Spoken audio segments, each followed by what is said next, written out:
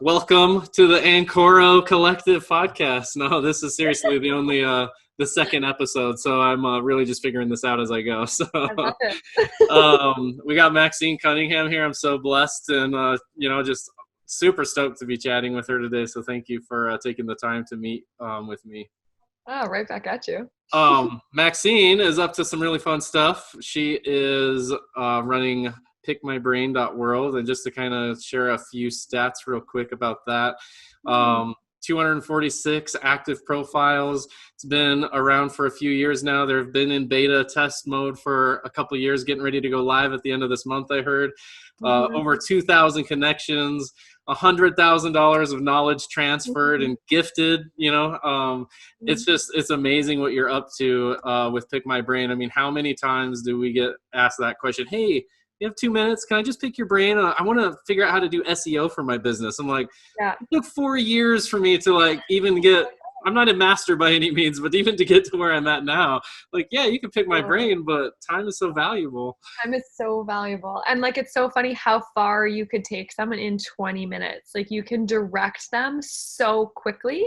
And so it's not even, sometimes I tell my brains, it's not your price shouldn't be always governed on the time. It's if you can direct someone to the source in 20 minutes, that's just just as much as a strategy session as any. There's a story about this business owner who there was a factory, it had a problem. They hired a consultant to be like, what's going on with her factory? It's broken. We haven't been able to figure out it hasn't been in production for the last week. We're losing millions of dollars.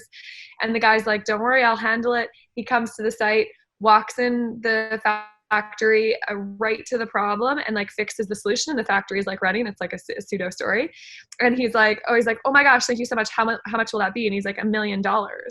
And the guy's like, what? It took you 20 minutes. And I was like, no, I knew exactly where to look. And now your production line is not wasting $1 million a day. So that's what my price is. And I was like, yeah, that's kind of how we got to think about this valuation of this commodity that you can't really touch, knowledge. Yeah. No, if you know where to look for the problem, that is worth so much. Yeah, no kidding. And I loved when I heard almost gamifying it, how many brains can you connect in all the countries of the world? Sign me up for that game. I want to talk to everybody in the world. That's amazing. Totally. Yeah, a new game based on human connection. Totally. Yeah. And how much more well-rounded and a deeper perspective and a deeper understanding would we have of each other if everyone did have that badge? Just how much would that tether us all based on everything that's happening, politically? We do need to glimpse into each other's worlds and be like, what's your life like? Yeah, no kidding. Dude, if I could save one person from wasting the 90,000 I spent on school, it's golly, those little hours of time are so valuable to people to just cut out 6 years of trial and error. It's so, and that should be something, again, if we watch the future of education, where that's going in the future of mentorship. We used to have internships, we used to have apprentices. We used to tack on to someone and learn their craft and then pass on that craft. And I don't know where that really disappeared. It got really institutionalized and commoditized. And I think we got to go back. How cool would it be to supplement my education or have someone light speed it with me and have someone marry their, again, it takes, as we become professionals, we learn how long the process takes to develop and the tools that we use. We have to play with all these digital tools to figure that out. And that's just time. Yeah, a lot of time. Yeah. Well, cool. I just wanted to say, if you want to find out more about Maxine Cunningham, go over to pickmybrain.world, or there's an hour podcast at jube.ca with her interview with Curran. Absolutely filled with tons of golden content, and you can find out more all about that there. But I want to really take the time in this meeting to really just get to unpack a little bit about who you are and your passions, and just some of that talk, and less about the business and what we do for a living, because I love how Curran really facilitates that in networking. It's not about, oh yeah, well, what do you do for a living? And it's people just all of a sudden they assign a value. It's a stereotype right out of the gate, oh, you're just a videographer, or you're just a there's no connection. There's no heart there, So true. So tell me how you would introduce yourself Jesse, how would you Yeah. want to introduce your human part of you before your profession? Yeah. So I like to tell people that I'm, my motto really is I just like to smile. Smiling is my favorite. I love the movie Elf. You're My very smiley. I love it. my wife and I, we love watching that movie year round. We could have, we could put the Christmas tree up in October. I mean, it's been one of those years, no, Yeah. Yeah. But no, I just, I'm a faith filled kind of guy. I have a big heart for just connecting people with their passions. I'm a storyteller. I love to I'm a helper, I was going through Evan Carmichael's book, Built to Serve. And Yeah. I never really had the opportunity to isolate it into one word. And actually just uh, um, my mind just went blank. I just said his name, Evan Carmichael. My word is also believe. Like even back in grade school, I'll never forget the moment that my first grade teacher music class was taking me through a rhythm test. And she's like, you have zero rhythm. You'll never be a drummer. All I wanted to do was play the drums. And she literally said, you'll never be a drummer. And when I heard that, I was like, I know what I'm asking for Christmas this year. I'm asking for a drum set, because I'm going to prove this lady wrong. I believe in myself. I don't care what anybody else says, but that also has carried into I believe in other people. And so many people through life get so down on themselves and the imposter syndrome and, I'm not good enough, or I'm not worthy, or I'm not, I can't do this, or I can't be helpful. And it's like, all I want to do is be the person that breathes life into other people. I love that. I love it. I think I imagine it as as soon as you they talk about who's woke now, what woke means. Yeah. But to me, it's you just gotta you had that moment in elementary school where you flipped it immediately. First of all, I can't believe a teacher would ever be able to utter those words ever. First grade. That's insane. That's actually Thanks bananas. for dream crushing. I feel like that should be in a teacher's contract. Never utter these words ever. ever. They can be whatever they want. Yeah. But you flipped it, and you said that kind of you had that forever, that unlocking. And sometimes you say you want to help people do that. Me too. I just want to unlock them all, because we're all these abundant creative sources of all this helper and but yeah, we need that injection to get rid of, to kind of step into it. And I think if we all do that really well as a society, there will be a new economy born that is more based on human than production and consumption and all those things. But yeah I love that. No, that's awesome. So how did you find, oh, go ahead. No, go ahead. I was just going to say, how did you find your way into, was storytelling the natural avenue for you to pursue, pick your, medium, video? Yeah, so it was back in high school. It took me until about the 10th, I think it was in 9th grade. It was an acting class. And this was back in when you had the little point and shoot DV tape recorder, camcorder type, technology. Yeah. I feel so young, but I feel when I talk about technology, I feel so old. I'm like, what? This doesn't seem to be the right conversation I'm having right now, but I guess whatever, Relate. We were in that era together. Yeah, exactly. I want to go play Oregon Trail again. Yes, oh my God, I love Oregon Trail. But no, it was a 9th grade acting class, and the option was we could either act our final project out in front of the class, which I was I didn't want to do that. Or she said, or if you want, you can create a video to showcase, and we can just watch a video. And I'm like, that sounds interesting. Sign me up for that. I don't know anything about it, but the library had a little camera, and we just started playing around, and my whole team bailed on me for the deadline. I literally had to, not only did I shoot the video, but then I had to edit it in 10 hours, just this is due tomorrow. It's like Regan's joke, 9 months. I had 9 months to work on this and I did nothing. Oh no. Show up with a cup of dirt, The teacher's like, what is that, Brian? Well, it's a cup of dirt. I call it, it's just a cup with dirt in it. Give me an F and move on down the line. Let me go home. But no, I hit the deadline and just loved how people responded to how it came together. And we had no idea what we were doing. And I'm like, this was fun. I want to do this for a living. I wanted to make movie trailers and just tell impactful stories in a short amount of time that just moved people emotionally. And I didn't know where to go. I just came to Colorado. Amazing. And how has that passion evolved since then? Is it still short? What is your unique spin on providing storytelling content for the for yeah. Yeah. It's definitely still emotion based, like documentary style. Like I love like the 2-minute promotional type of video, whether Mhm. it's a nonprofit or just somebody that is so connected to this thing that's going to either change the world or change somebody's life. Or it's Mhm. just when you get them on camera and you get them so relaxed to the point where they're actually sharing their heart and being vulnerable and tears are shared. It's like, that is what I live for. It's like, if I could just facilitate that in every shoot, and just Mhm. let people know, like, look, we're just people and they want to know like your heart. That's where the connection and the magic happens. That's such a good lead gen question. Like, instead of what do you do, like, tell me about your heart. Yeah, tell me Like, about I've your never heart. had anyone ask me that. Tell me about Really? what's in your heart. No, I don't Yeah. think so. Not that way. Yeah. Like, it'll be like, what are you passionate about? What turns you on? Which is great, which I can still lead into. But I've actually never had someone be like, what's in your heart? Yeah, what's I was in like, your oh heart? my gosh, that would like kind of stop me. I'd be like, let me think about that. Right, it's I deep. It goes, how deep do you want to go? Like, yeah, yeah, yeah. How much time do we have? How much yeah, do we want to pack? exactly. It's Yeah. like a whole nother hour-long segment. Yeah, yeah, that is. We could do chapters.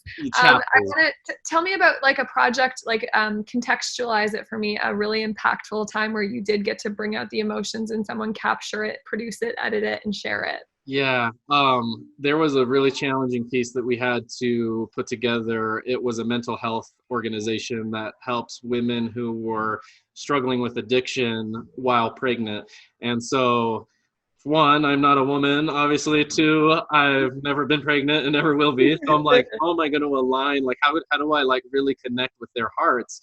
And so I Mm, just said, like, in order for me to even like start putting an idea together, I need to meet with these women that are willing to go on camera and share their story. Is that okay?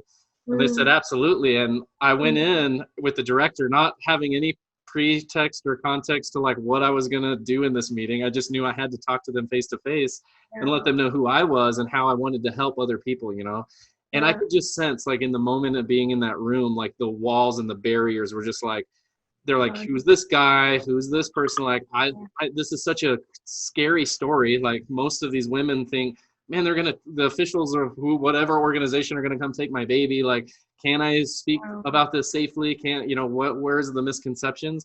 And so, yeah, like, I could sense that, like, hesitation in the room. And this is before the cameras were even out, and I just said, hey, I know like everybody has mixed views on prayer and that kind of stuff, but I truly feel like if I could just pray over us real quick, that might just mm, isolate, like let the room be a little easier. And I yeah, looked over and I didn't ask the director before. She didn't know I was going to ask that. It just came out. I was like, oh, I don't yeah, know. And she's like, well, yeah, if it's okay with you. And because she was asking her client, and they're like, yeah, we're all okay with it. So I just said a quick prayer.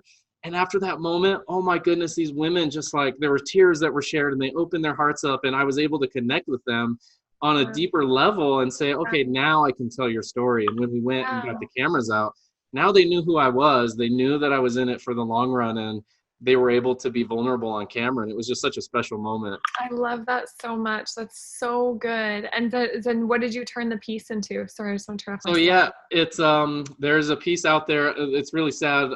Shortly, it was probably like a year, maybe not even a year after the piece was published. The mental health organization lost funding and ended up having to close their doors. So at least the inspiration is still out there for other people struggling through this. But yeah, it's sad to say that the organization is not able to run anymore because they lost all their grant money and funding.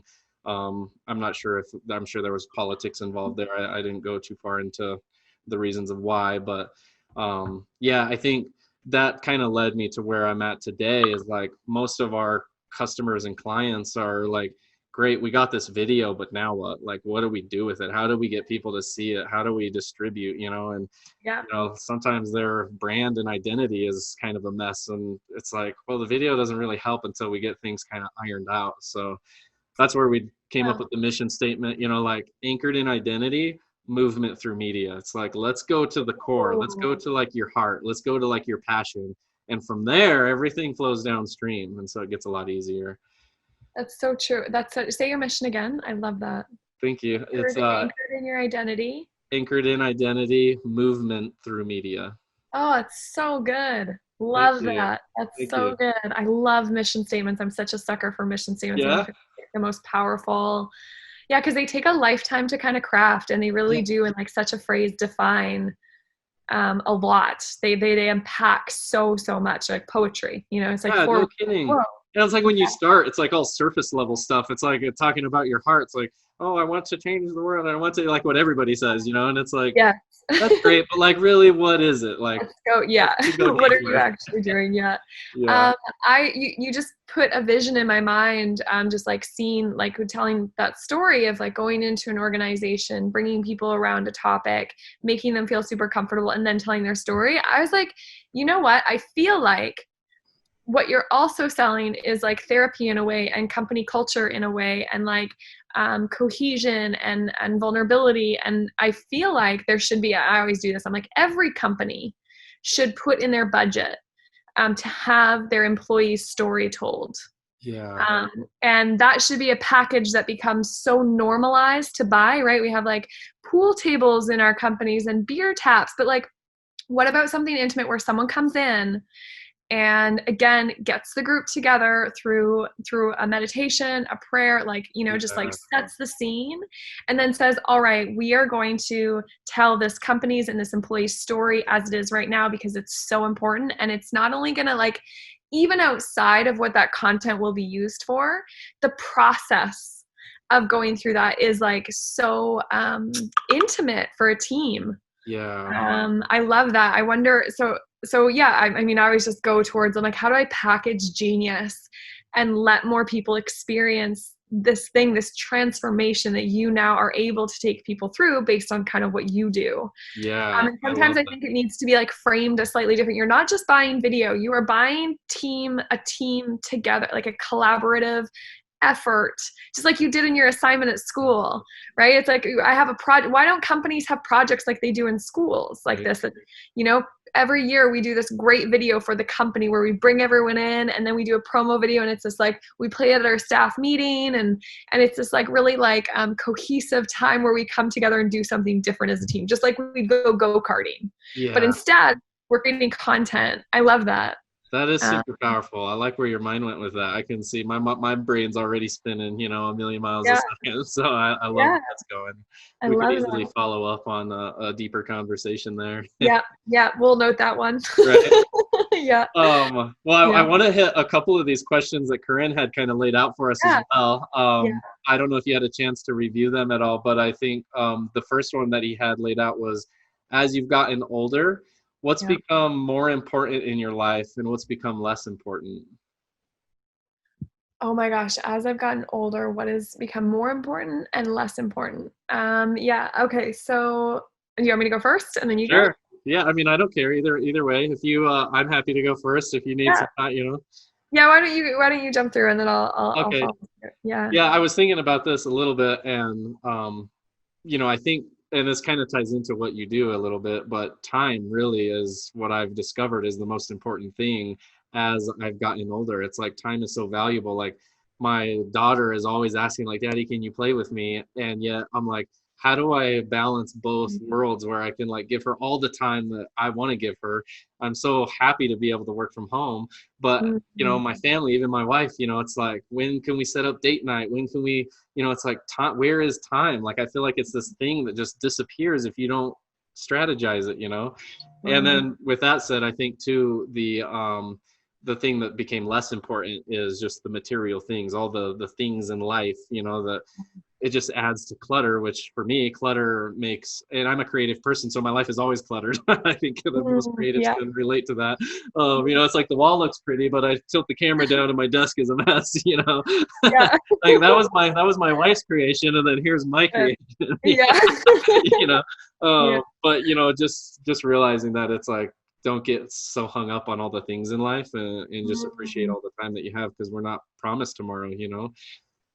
So true. So true. I probably like align because I'm like monetizing time as well and trying to like figure out how to like create this new category of consumables.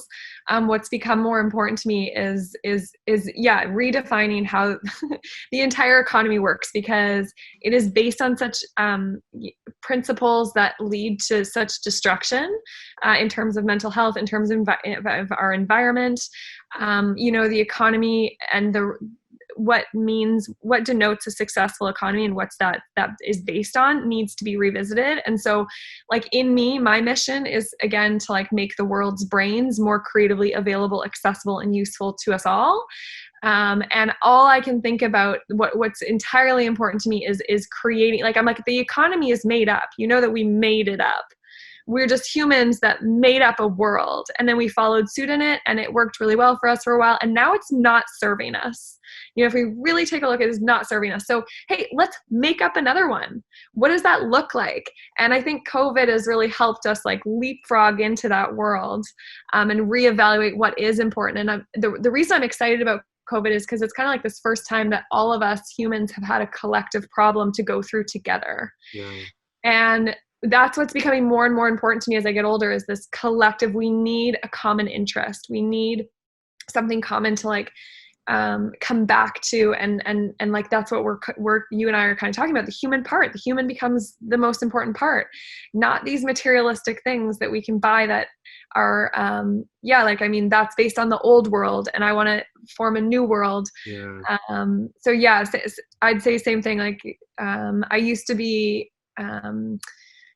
I wonder, I was never like a materialistic person because I'm an environmental economist by trade. So I like don't like to buy things at all. I just rent everything and live in this like very try to tread as lightly as I can. But letting go of even like the mentality of what you should be, what you should do, what is deemed important, and step into like, no, like new world, new rules. What do I want to be in that world? And yeah, like, I mean, people, it's just people. I just like you, like the badge, right? Like I want to meet a person from every country. That's the most important to me. Downloading perspectives and conversations is like my consumables now. Right.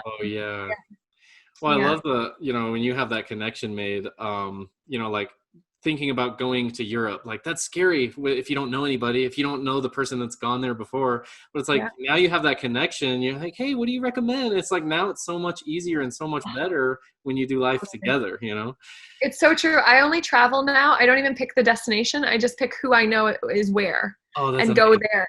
Because then I can go so much deeper in that place, and they'll introduce me to worlds. So I'm like, okay, where in my network are the people that live? And then I'll go location second. I love that strategy. Great. That's so good. Yeah. Well, hey, I want to keep us honest on time. Are we doing okay? I know that, it's kind of funny. It's like, hey, let's book a 20-minute call, and then, it's like, it's 30 minutes, 40 minutes. It's like, so just if there's a hard stop, let me know what time that is for you. And, I've got like 10 more minutes. Okay, sweet.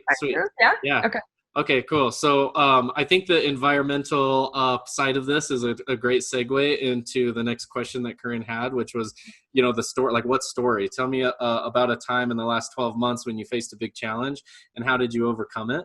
And for me, the way this ties into the environmental side of things is my wife was doing booth renting through another, so she's in the beauty industry. She does hair. And right before COVID hit, we were like, we got to get out of the salon. It's like just a toxic environment. Like, what if you just started your own thing? She'd been doing hair for over 10 years and just always like worked for other people.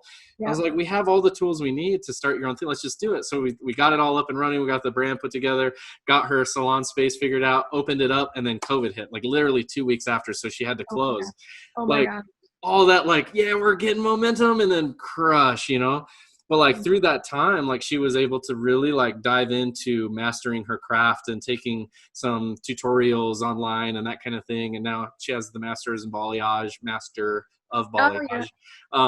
But it also led us to a new product line, which is Kevin Murphy, which they're all about taking plastic out of the ocean. And so all of their products are made from recovered and recycled plastic just out of the ocean. So I'm like, this is such like a deep, like if that's the only thing that we help like do in this whole thing, I feel like a better person already, like, and so just wanted to chat with you if there was any, story that you might have that you had to overcome in the last 12 months. Well, I just want to comment on that. So my mom's a Yeah. hairdresser and has been for my whole life. So I've been in the salon. I've worked in the salon. I totally know the salon world. And she actually owned her salon for 20 years. She's just Okay. went straight into owning her own. So if your wife ever wants to talk to an experienced salon, I can definitely hook you up. But what she's done as well is she actually, I wonder if the salon industry will change now that COVID has come, because it's pretty like it's very touchy Mm-hmm. experience. And so my mom is actually, she only does it part-time. She's retired now. She sold her business, but she does hair in her home. And it is such an experience. And so now she doesn't do as many. It's not like a full-time business, but again, do we go back to this like more intimate experience, like less, I know how salon environments can get toxic. Yeah. But can we, because really a salon, a stylist is really a therapist and like a forever friend, and is like a connector in the community, and is like such an essential piece to so many other things that I don't think people consider. And again, they're doing more than just hair. Yeah. They It's so are much like, more. it's crazy. My mom had clients for like 25 years and have been through deaths, loss, births, marriages. Like these people come back and visit her years later. And I'm like, okay, truly, what is it that you do? You know, it is so Yeah. much more than hair. I think it But is that yeah, like that level of touch. They feel like I'm connected right out of the gate. I think, yeah, what is it? Hairdressers and bartenders are like the biggest therapists in the world. Like, yeah, like people yeah. just like spill their guts to their hairdresser and the bartender, So true. And they're like holding that space for you, which is so, it's a lot. So again, I'm like, we got to flip their role, like that valuation that they actually provide. Yeah. But yeah, that's a big challenge to go through. And then she also upgraded her salon to this environmentally certified, where they collect the hair, to sop up oil in the rivers, because hair can sop up oil. And Oh, then the foils, they collect the foils because there's a lot of chemicals oh in, yeah.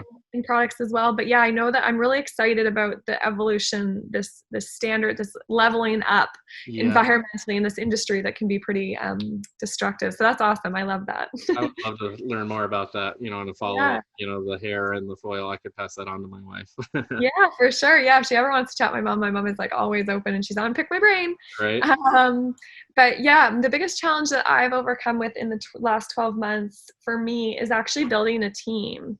So Pick My Brain was just 2 people for 2 years tinkering and thinking about this idea, this new economy. And in the last like 4 months, I now have 7 fractional employees, and like half of them are more experienced than me. And just leading, like stepping into just being 2 of us to like having 7 of us in like 3 different continents working on this big vision, and getting funding and getting a vision set, and figuring out how to take this thing to where we want it to go, right? We're like imagining this marketplace that is as big as Amazon, but there's no products sold in our marketplace. It's conversations and Yeah. connection. So like, how do we do that? And just like articulating that to a team and leading a team. It's just been like a lot. It's probably like having like 7 kids all at once. I'm like, how do I guide you guys and play with you enough and give you enough time and make sure that we're all looking towards the same vision? And so it's just, I'm like trying to learn really fast, as entrepreneurs do, how to do it while you're doing it. Yeah, no Yeah. kidding. Well, that's awesome. Yeah. Okay, let's see here.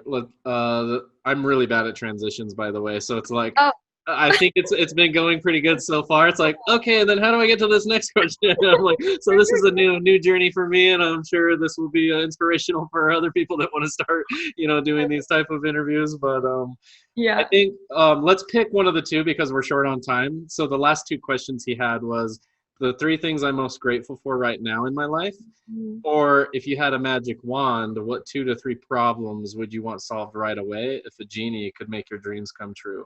Ooh, both good. Okay, you pick which one you want to answer. Do you want to do both And of them? they're They're both so so good. good. I think I'll go with the magic wand one. I mean, we might have time to hit the gratuity as well, but Yeah. I think the 3 problems that I thought of to be solved if I just had a genie to just make it go away altogether is end sex trafficking and child trafficking. Like, Yeah. I feel like that's such a big topic that nobody really even talks about. It's like, you know, slavery is still a thing today, and it's happening in that world. And I think, you know, one of our clients rescues women out of that situation and gets them back on their feet and back towards success and get them back into society. You know, as I can't even imagine what that life would be like, you know. So if that, I could just magical genie wand it, you know, like make that whole thing go away. And then that also ties into the second thing, just like I would hope that, and wish and pray and dream that pornography would just be banned. You know, like it's such a thief of joy. And, you know, like this is a whole nother thing. Like I've struggled with issues in my life with it, you know, and I'm sure a lot of people have. And it's just like, my goodness, if I could like just speak life into like the 10, 11 and 12-year-old boys that are, you know, on their smart devices. I mean, everything is so accessible today, and it just ruins your mind and your heart and your soul and that longing to like help people, you know? And then, the smartphone would be the last thing I would like want to destroy this thing. And and go back to like the flip phone days, you know. It's like I like the idea of like just being connected back to a human when you're there, instead of like, oh yeah, well, okay, well, say that again. What were you know, like kind of like everybody's always split. You go out to eat anymore and you look around and couples and families are just, you know, they're at the dinner table with, this is all you see anymore is like the back of, you'll get to see faces. Yeah, sure, that's helped so much in like business and everything, but what it's destroyed is, I think, more valuable. And plus, I don't know about you, but at the end of like an angry call, like slamming that flip phone, that was just fun. It was like, I was like closure, like, yeah, I got him. Like, you can't slam this thing. You're like, I don't want to break my $1,000 device. $1,000 device. Yeah. So tell me how you're, I mean, those are 3 very big social causes. And the last one's like, I don't know if the last one's a social cause, more of this just like a rewrote, but the other 2, with you have 2 daughters? I have 1 daughter and 1 son. Yeah. So I have a 5-year-old girl and a 1-year-old boy. Wow.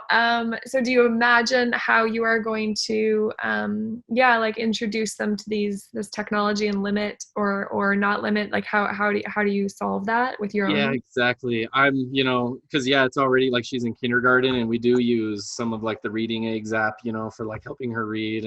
But just trying to limit screen time and just, you know, you have to know how to use technology in today's world. It's just, there's no way around it. You know, we can't make it go away, and I don't think we can go back now. But I think just teaching balance, I think and lead by example. Like I can't tell her like, you can't have a phone or be on a phone or do whatever, when all she sees is me on mine. And if from a 5-year-old standpoint, they don't realize like, oh, he's actually supplying for our family, or he's actually closing deals, or it's like, you know, you don't know what's happening in this thing. And then, of course, anyway, that's a whole nother. Well, something you'll have to think about as they get older. But I always like to like ask parents, like, what are you thinking? Like, what is the best way to introduce positive, right? But, like, how do you introduce this? How do you limit it? How do you balance it? Let's have a conversation about that. Yeah. Like, would that be interesting with a bunch of parents? I'm sure that exists, but like, it's not, I don't have kids, so I don't know. I need that person on Pick My Brain. Like, I need like a session, you know, like, right? Hey, like one session. Like let's strategize like how we're going to introduce your child into tech based on like what is important to you. That'd be a great, like, again, like these things that didn't exist yesterday that I want to exist as a new, like, total additionality. That's really good. I'll take the magic wand question too. I would probably, because I'm an environmental economist, plastic. I would just, we just need to stop. It's, we're like the most flooded we've ever been. It doesn't make any sense, mathematically, like, right. Like every time we use a piece of plastic, it's going to be here on the planet for like 300 years. And it'll never break down. It's just leaching. And, we're so ignorant.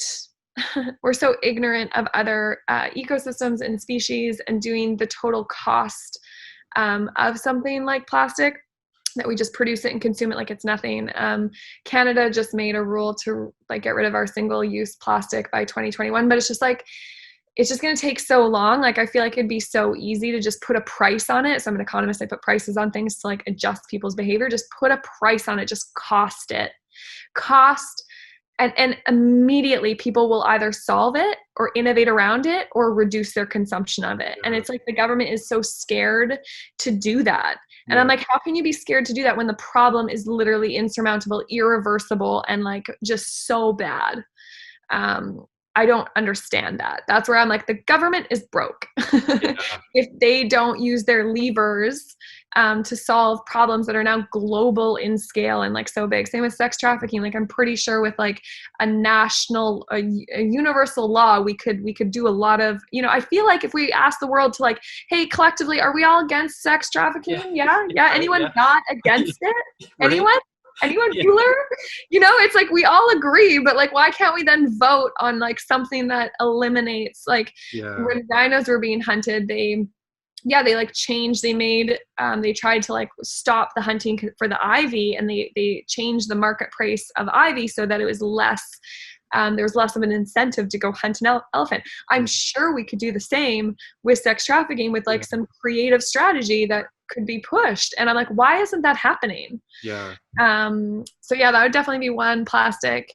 Another thing I would waive, I mean, I wouldn't wave COVID on us, but I'm really excited that we have a problem that is making us all reassess what is important and immediately reduced our consumption. And hopefully, like, you know, we're cooking more, bikes are selling out. Like, let's look at the things that we're consuming now that we can't do all these other activities that we've been doing. I just really love, so I just like giving the world collectively a challenge. Because I think that is like the most unifying thing that we could all be gifted to step into this like next world that's hopefully more conscious, and that we're like, hey, we all have a more understanding of each other because we're all dealing with this thing that's intense. So yeah, I don't know if it's like a wave. Just something that allows us to act more as a collective than an individual. I think the old school model was like very individualistic, and what we need to go forward now is like, no, like how does this affect the collective, not me, collective. So this collective think, and we're gonna have to reroute how we track things to get there. But I'd be like some kind of mechanism that would make us all think of the collective first. Would be like my other second wave. Was there 3 or 2? It's a 2 to 3, so I think you got it. Yeah, and that puts us right up at the the 10-minute window that we had. So I think this was super fun getting to know you, and if people wanted to connect with you, and how where's the best platform, or how do they reach you? Pick my brain. Pickmybrain.world. That's all my offers that I want to give, and like all my entry points to come into my world. That's the best. What about you? What's your best platform? Yeah, to be honest, like we're going through this rebrand right now. Yeah. So I'm unsure, really. Maybe it will be pickmybrain.world. Like I think that's probably where my mind went. It's like, I just love what you're up to, and I could see myself, easily opting into having an account created and whatever that looks like, and just be along for the ride to help, grow people's relationships and bring quicker movement for people. Like I think that's I love it.